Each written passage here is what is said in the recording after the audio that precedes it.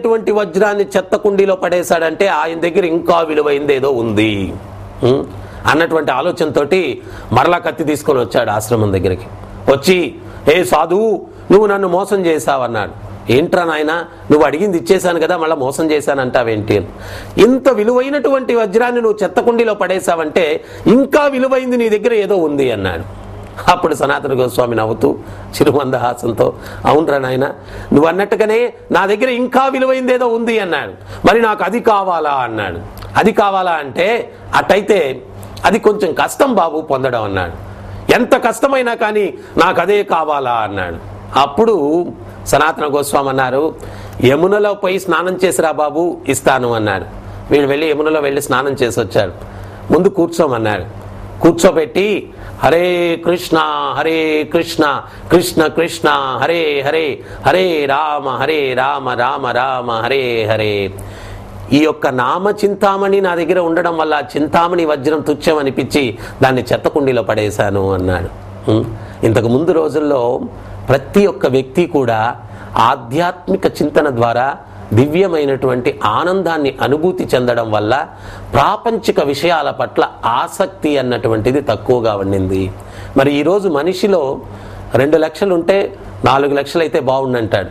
4, 8, 16, 32, 64, 128 నిన్న అనుభవించలేదు, రాబోయే రేపు అనుభవించట్లేదు. తర్వాత దాన్ని మూటగట్టి ఎవరికి పోయి ఇచ్చేసి వెళ్తామో తెలియదు అనమాట. మనిషి కలి యొక్క ప్రభావం వల్ల ధనములోనే ప్రతి ఒక్కటి ఉంది అని చెప్పి అనుకుంటున్నాడు. కానీ అది అజ్ఞానం. ధనములో ఆనందం లేదు, శాంతి లేదు. భగవత్ చింతనలో ఆనందం, శాంతి ఉన్నాయి. పూర్వానికి ఎవరో ఒక జమీందారు ఉన్నాడంట. అతని దగ్గర అనంతమైనటువంటి ధనం ఉంది, కానీ శాంతి లేదు, ఎప్పుడు టెన్షన్.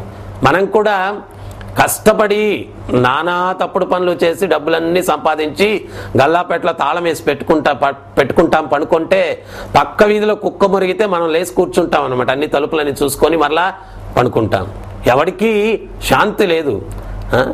మరి ఆ జమీందారు దగ్గర చాలా ధనం ఉంది, కానీ శాంతి లేదు. ఆ జమీందారు ఇంటి పక్కనే ఒక సామాన్యమైనటువంటి వ్యక్తి ఉండేవాడు. అతను ఒక చిన్న పూరి గుడిసెలో ఉండేటువంటి వాడు. ఎప్పుడు కూడా గోవింద బోలో గోపాల బోలో, గోవింద బోలో గోపాల బోలో అని చెప్పి ఆనందంగా చిందులు వేసుకుంటూ కాలం గడుపుతూ ఉండేటువంటి వాడు అతను. ఒకరోజు ఏం జరిగిందయ్యా అంటే, జమీందారు చూశాడు, ఒరే నా దగ్గర ఇంత ధనం ఉంది, వీడి దగ్గర ఏమో దరిద్రుడు, కానీ ఎప్పుడు గోవింద గోపాల అంటూ చిందులేస్తూ తిరుగుతూ ఉంటాడే అని చెప్పి ఏం చేశాడు అంటే, తన దగ్గర ఉన్నటువంటి ధనంలో ఒక 1000 వరహాలు మూట కట్టి ఆ పూరి గుడిసెలో తీసుకెళ్లి పడేశాడు ఆ సామాన్యమైనటువంటి వ్యక్తి ఇంటిలో. ఆ రోజు నుంచి ఈ యొక్క కూలి పనివాడు ఆ గోవింద గోపాల చిందులు పోయాయి, ఆనందం పోయింది. గుడి చుట్టూ ప్రదక్షిణాలు చేస్తున్నాడు, మళ్ళా లోపలికి వెళ్తున్నాడు, మళ్ళా బయటకు వస్తున్నాడు, ఏం అంతు పట్టట్లేదు. అప్పుడు జమీందారు చూసి అనుకున్నాడు, నాకు ఒకటి తోడు దొరికారా బాబు అనుకున్నాడు. అయితే వారం రోజులు అట్లా గడిచింది. వారం రోజుల తర్వాత మరలా ఈ సామాన్యమైనటువంటి వ్యక్తి గోవింద గోపాల అంటూ చిందులు వేస్తూ తిరుగుతూ ఉన్నాడు. అప్పుడు ఈ జమీందారుకు అంతుపట్టక, తట్టుకోలేక, దొరికినట్టు దొరికి వీడు తప్పిపోయాడు ఏంటి అని చెప్పి వాడి దగ్గరికి వెళ్ళిపోయి, అరే నాయన, వారం రోజులు టెన్షన్గా ఉన్నావు, మళ్ళా ఇప్పుడు గోవింద గోపాల అంటూ చిందులు వేస్తున్నావు, ఏంటి విశేషం అన్నాడు.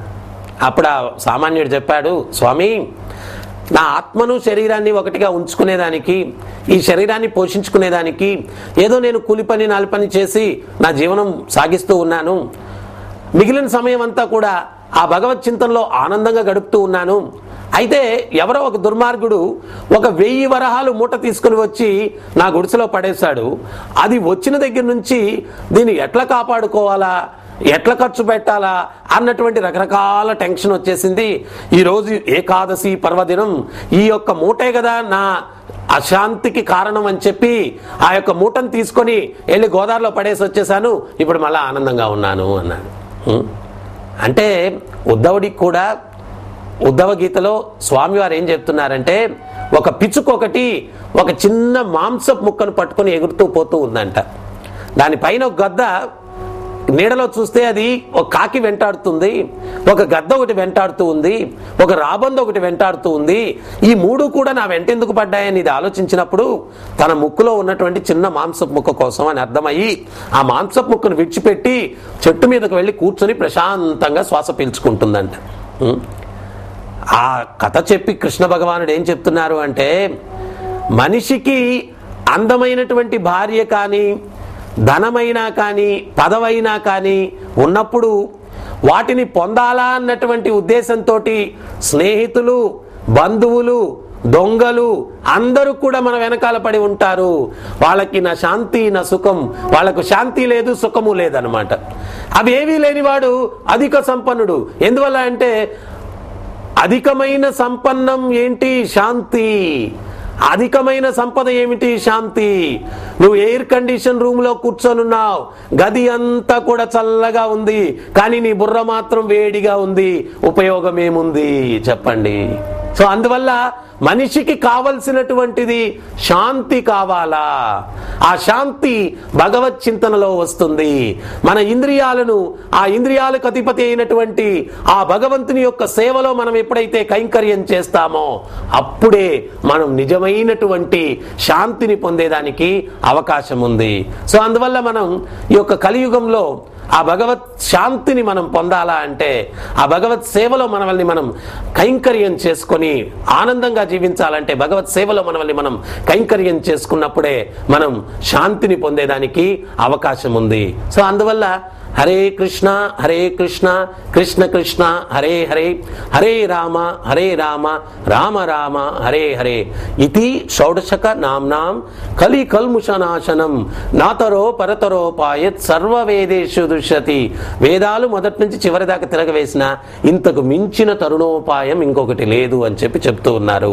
అందువల్ల మనం ఈ యొక్క భగవత్ చింతనలో, భగవత్ నామస్మరణలో, భగవత్ సేవలో మనల్ని మనం కైంకర్యం చేసుకున్నప్పుడే నిజమైనటువంటి శాంతి సుఖాన్ని మనం పొందుతాము. హరే కృష్ణ.